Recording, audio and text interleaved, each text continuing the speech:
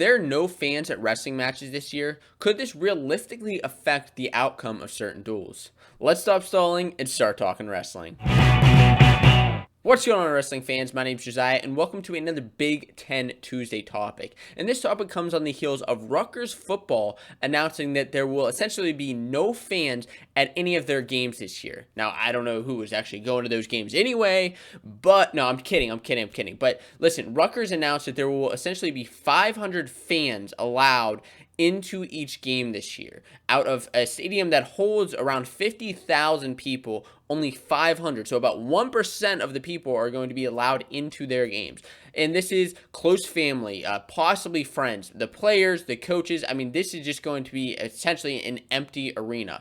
And we know already that, look, Rutgers, the Big Ten announced that there will be a Big Ten only schedule this year, and in conference only. You see a lot of football teams going there. So that kind of got me questioning and wondering, what if this happens for wrestling? I think it's realistic to question that and think about that this actually could happen for wrestling matches. We already saw that the NCAA tournament this past year, initially there were supposed to be no fans allowed because this is really when the outbreak of the coronavirus happened, and this is what we initially saw before the tournament was canceled. So I started looking at, the attendance of certain Big Ten teams because I think this is who is going to really affect the most, and we're diving into this Big Ten topic, and which schools had some of the highest attendance and how this could actually affect the outcome. So we see here, this is actually a list of all the Big Ten schools that are in the top 25 highest attendance in the entire NCAA.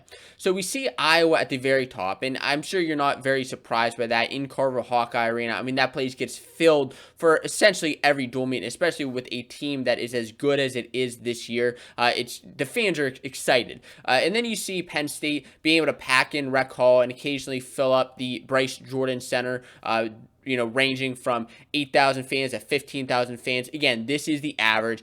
With Rutgers filling the rack, Ohio State filling the new Covelli Center. I mean, these fans just get excited about wrestling. And obviously that does play into how the actual matches go. I mean, you look at a Carver Hawkeye Arena, which is absolutely filled with people, and the excitement in there and the momentum that wrestlers are able to build up and feed off of the energy in that crowd is just unlike really any other place in sports, which is so fun to watch if you're at that dual meet or whatever it may be. And if you're wrestling, it does come into effect to some extent. I truly believe that. Now, if you're looking at whether fans will be allowed, and if they follow what Rutgers did, essentially allowing only 1% of fans of people in, you're looking at parents, which are, 1 or 2 per wrestler. You got 20 parents, a brother or sister maybe, let's add 10 extra in there, girlfriends if they're allowed, support staff, another 10 people. So you're essentially looking at 50 people already, and then you're going to maybe allow 50 more people in. How do you decide who that is? Is it a first come basis? Is it a donor basis? It's very difficult to see what would happen there. So we have to ask, what would happen if there are essentially no fans? I think momentum plays a huge effect in some of these, and we really have to look at the dual meets for this upcoming season, where they are and what's happening. So the big headliner of this next year is likely going to be Iowa at Penn State. We saw Penn State go to Iowa last year, and they got beat. They got beat last year. Although the match was exciting, the duel was close, they got beat. But the last time that Iowa was actually at Penn State, they lost. They lost 28-13 in 2018. Now, listen, that was a different team, Iowa, back then, and really a different Penn State team. But still, you're looking at a home field advantage, a home mat advantage, if you will. And you see that people feed off the crowd, which I think is huge. I always just envision Vincenzo Joseph just, hyping up the crowd. He always did that in the Bryce Jordan Center whenever I was at those tools. But then you look at Penn State at Ohio State.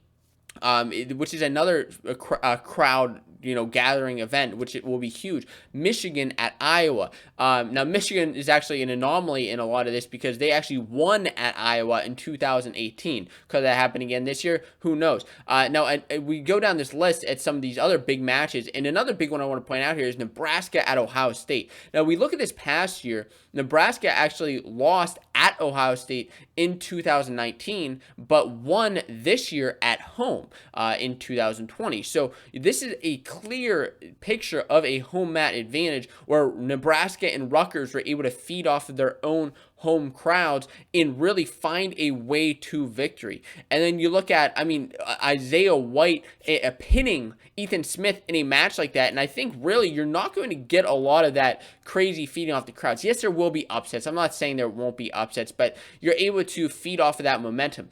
Now, listen, you talk about people getting carvered at the Carver Hawkeye Arena, like Mark Hall, who pulled his red shirt back in his freshman year and ended up going out there and wrestling Iowa, and he ended up losing to a guy he never should have lost to, pretty much because it was in Carver Hawkeye Arena. It was also his first match, and those fans made him a little bit nervous, to an extent, as he would with anybody. And he ended up losing that match, ended up going on to win a national title. So that's a clear factor of the fans playing some sort of influence. You're not going to have any crazy rec hall moments, like when Anthony Gassar came out for Shakur Rashid and ended up defeating Colin Moore against Ohio State in that huge duel just a couple of years ago. Just momentum, I believe, plays a huge factor, and we have to ask, will this actually affect teams this year? In my opinion, this will affect certain teams to an extent if this does end up happening. I would really like to know what your thoughts are on this topic. This is something I just wanted to bring up. I thought it was really interesting to discuss, and if you're interested in another video, you can check this one out right here.